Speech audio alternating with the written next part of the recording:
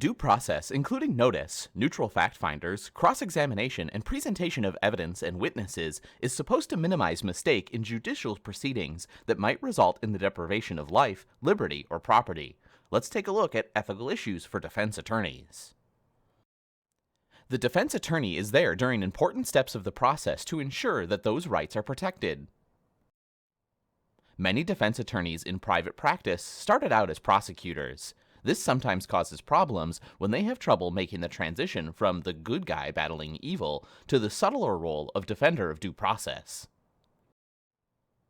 The ABA criminal justice standards can be used to highlight selected ethical issues for defense attorneys and prosecutors.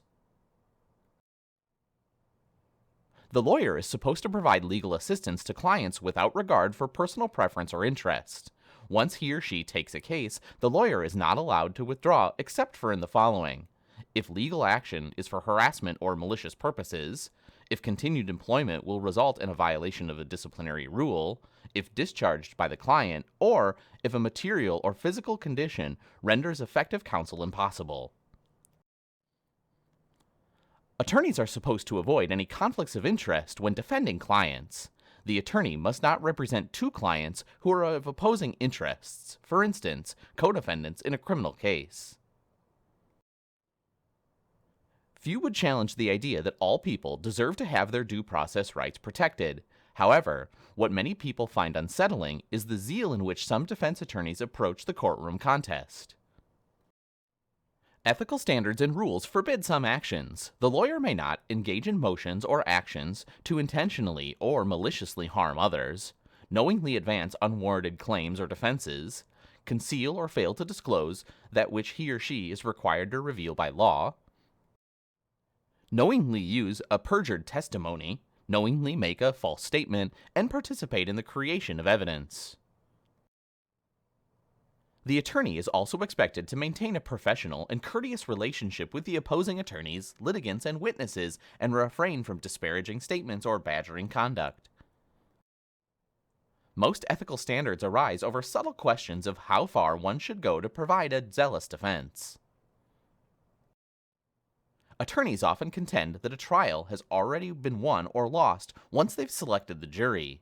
Whether this is true, attorneys are increasingly using psychologists and other experts to help them choose which members of a jury panel would make good jurors.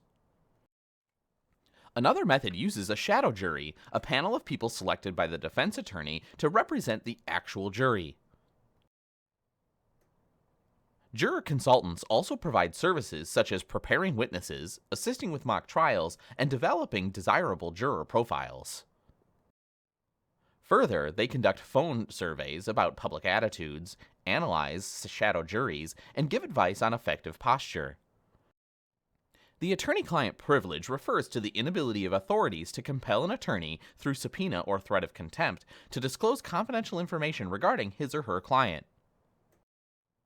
Confidentiality is inherent in the fiduciary relationship between the client and the attorney, but more important is that the client must be able to expect and receive the full and complete assistance of his or her lawyer. A lawyer can ethically reveal confidences in the following situations: when the client consents, when disclosure is required by the law or the court, and when one needs to defend oneself or employees against an accusation of wrongful conduct. Further, to prevent reasonably certain death or harm, to prevent the client from committing a crime, and to prevent, mitigate, or rectify substantial injury. A defense attorney's ethics may also be compromised when a client insists on taking the stand to commit perjury. The ethical issues for defense attorneys revolve around being an advocate for the client while at the same time performing as an officer of the court.